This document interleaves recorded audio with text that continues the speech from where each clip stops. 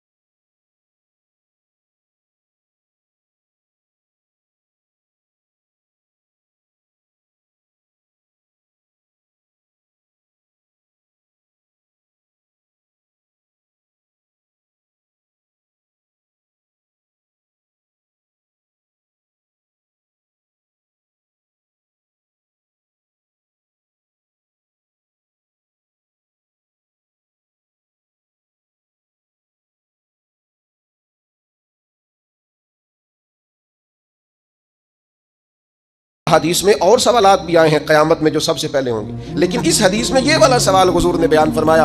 حضور فرمانے لگے اللہ قیامت کے دن اپنے بندوں سے سب سے پہلا سوال یہ فرمائے گا, کیا تم میری ملاقات کو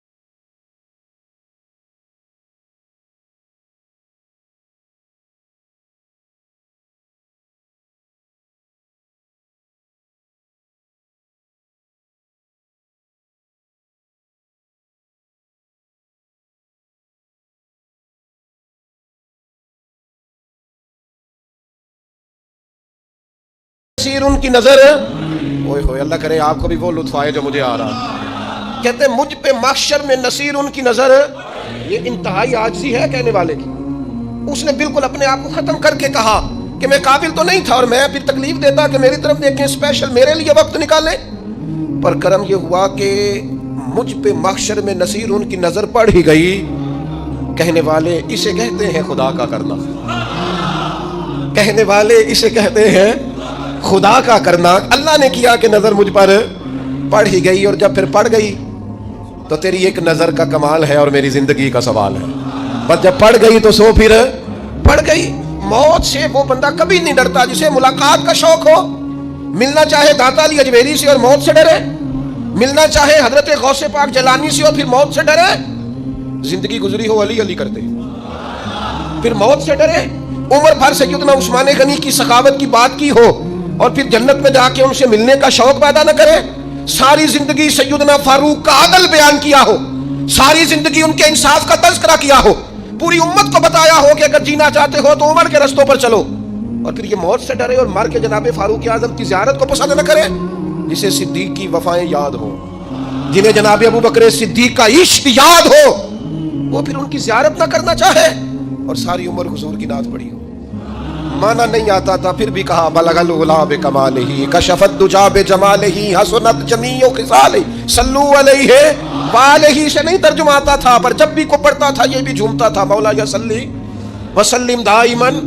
میں آپ کو بتاتا ہوں توتلا آدمی، توتلا اور دیوانہ مجذوب بیچارہ، سمجھ نہیں، توتلا بولنا بھی ٹھیک نہیں آتا، مجھے نماز کا سلام پھرا تو وہ جلدی آ گئے، اور ایک مجذوب آدمی تھے ساتھ تھے، تو سلام لی تو کہنے لگے میں گل کرنی سی، میں نے ان سے کہا کہ تھوڑی دیر کے بعد ملتے ہیں، سادہ آدمی ہے، اللہ مجھے معاف کرے، میں کوئی نقل تو نہیں ان کی اتار سکتا، اس زبان کو ہم توتلی نہیں کہتے، ہم اس زبان کو بلالی زبان کہتے ہیں، یہ بڑی خوبصورت زبان ہوتی ہے، یہ جو توتلے لب و لہجے ہوتے ہیں نا، وہ جب بچہ پوری طور پہ اماں نہیں کہہ سکتا، توتلا ہوتا ہے تو کوئی مزہ آتا ہے اماں کو اماں کہلوانے میں، جب وہ پوری طور پر باپ کو بابا نہیں کہہ سکتا اور توتلا ہوتا ہے تو کوئی مزہ آتا ہے کہنے میں، وہ جب دادی نانی دادا کہتا ہے تو دادے کا دل کرتا ہے یہ 100 بار کہے، کیونکہ اسے کہنا نہیں نہ آتا، لیکن اس توتلاہٹ میں جو اس کو لطف آتا ہے۔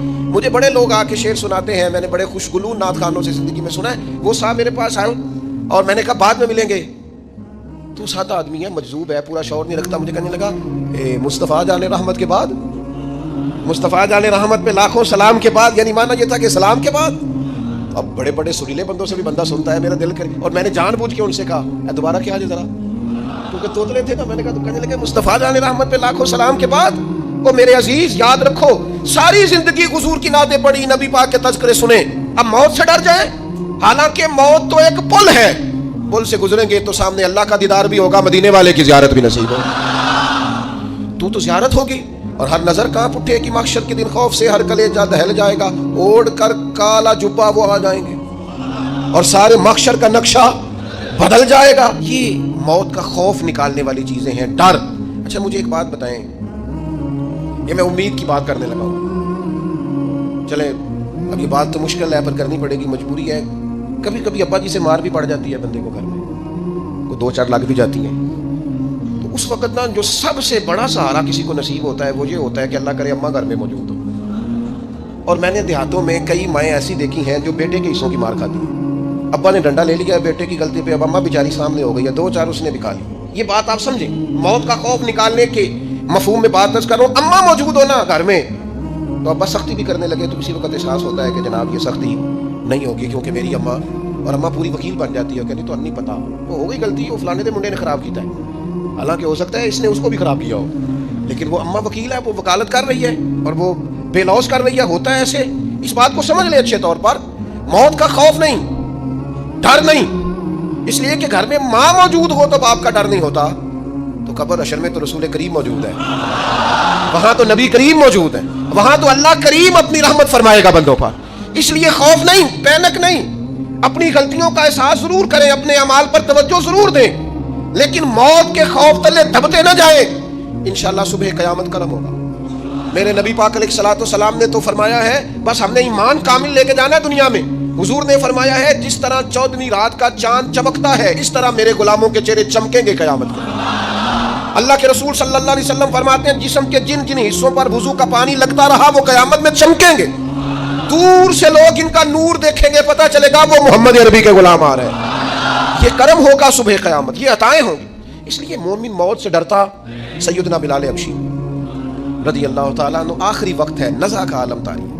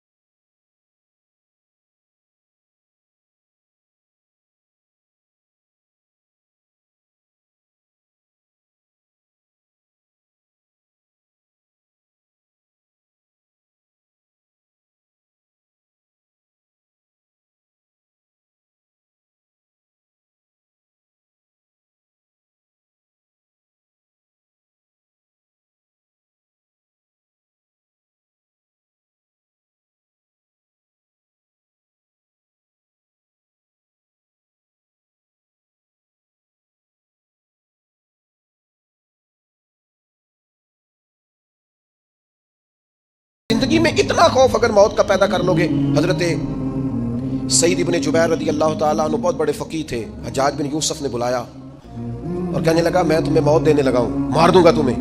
بڑا ظالم آدمی تھا, بڑے لوگ اس نے قتل کیے. تو حضرت سعید رضی اللہ تعالیٰ عنہ مسکرا پڑے اور غصے میں آیا, کہنے لگا کیوں ہنستے ہو؟ فرمانے لگے تو بڑا بیوقوف ہے, تجھے کس نے کہا زندگی اور موت تیرے ہاتھ میں؟ یہ تو تب آئے گی جب میرا رب چاہے. کہنے لگا لے جاؤ ان کو اور جا کے قتل کر دو. تو وہ جب جلاد لے جا رہے تھے تو آپ اور کھل کے مسکرائے, ہنسے. یہ آپ کی طاقت ہے کہ موت کو دیکھ کے مسکراہٹ ہو, لبوں پہ تبسم رقصہ ہو, مسکرائے. جب آپ مسکرا رہے تھے تو اس کو اور غصہ آیا, واپس بلایا. کہنے لگا مسکراتے کیوں ہو؟ فرمانے لگے تیری جرت پہ مسکرا رہا ہوں, اور اس بات پہ مسکرا رہا ہوں کہ رب کتنا بے نیاز ہے, تیرے جیسے لوگوں کو بھی مہلت دے رکھی ہے. کتنا بے نیاز ہے, تیرے جیسے لوگوں کو مہلت. اور غصے, کہنے لگا میرے سامنے قتل کرو. حضرت سعید ابن جبیر رضی اللہ تعالیٰ عنہ نے منہ کعبے کی طرف کر کے پڑھنا شروع کیا, انی وجہت وجہی للذی فطر السماوات والارض حنیفا وما انا من المشرکین. آپ یہ پڑھ رہے تھے تو کہنے لگا اس کا منہ کعبے سے پھیر دو. کعبے سے منہ پھیرا تو آپ فرمانے لگے تو بڑا ہی بیوقوف ہے, میرا رب کو صرف کعبے کی طرف مقید ہے, وللہ المشرق والمغرب فینما تولوا فثم وجہ اللہ. چہرہ پھیر دیا جب اس نے تو آپ فرمانے لگے مشرق بھی اللہ کا, مغرب بھی اللہ کا. اور اللہ فرماتا ہے تم جدھر بھی منہ کرو ادھر ہی اللہ کی رحمت ہے. یہ پڑھا تو اب اس نے لٹایا, اور جب وہ آپ کو قتل کر رہا تھا تو حضرت سعید ابن جبیر کی ایک زوردار آواز گونجی. فرمایا یاد رکھنا مجھے اسی طرح قتل کرنا جس طرح تم خود قیامت میں قتل ہونا پسند کرتے ہو. میرا آخرت پر یقین کامل ہے, محشر میں عدالت لگے گی, میں تمہیں قتل کروں گا میں. حضرت سعید ابن جبیر کی وہ جرت تھی کہ دربار سارا لرز گیا حجاج کا. حضرت سعید ابن جبیر رضی اللہ تعالیٰ عنہ کہنے لگے اللہ اسے میرے بعد کسی پر مسلط نہ کرنا, میرا قتل آخری ہو, میرے بعد نہ ہو. ڈر گئے لوگ, سہم گئے. اور وہ جو جلاد آپ کو قتل کر رہا تھا اس کے بھی ہاتھ کانپ رہے تھے. اتنی جرت, موت کا ایک منٹ کے لیے خوف نہیں. حضرت سعید ابن جبیر رضی اللہ تعالیٰ عنہ شہید ہو گئے تو اتنا خون نکلا, اتنا خون نکلا, اتنا خون نکلا, خون بند ہی نہیں ہو رہا. ایک طبیب بیٹھا تھا, ہانپتے کانپتے ڈرے ہوئے سہمے ہوئے. حجاج کہنے لگا اسے اتنا خون؟ تو کہنے لگا بادشاہ میں نے سالوں مریض دیکھے ہیں, اس کو پتہ چل جائے نا مرنے والا ہوں وہ تو اتنا خوف میں آتا ہے پہلے ہی اس کا سارا خون جم جاتا ہے اور سکڑ جاتا ہے اور اس کا خون جل جاتا ہے. یہ جو بندہ تم نے شہید کیا ہے نا اس میں ایک رتی برابر بھی موت کا خوف نہیں.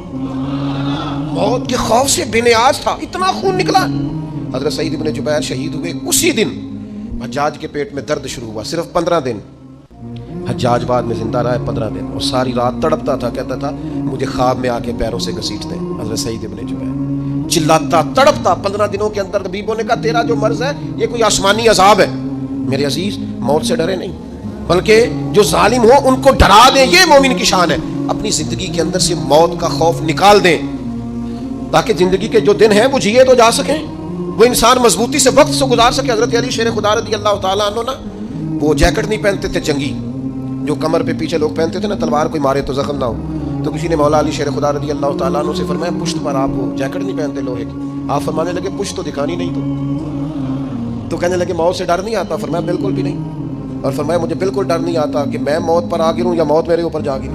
ہم تو شہادت حضرت خالد بن ولید رضی اللہ تعالیٰ عنہ ایک دن نوجوانوں کو خطاب کرتے کرتے کہنے لگے موت سے کبھی نہ ڈرنا, میں نے ساری زندگی جنگوں میں گزاری ہے, میرے وجود پر ایک ذرہ بھی جسم کا حصہ ایسا نہیں جس پر زخم نہ ہو.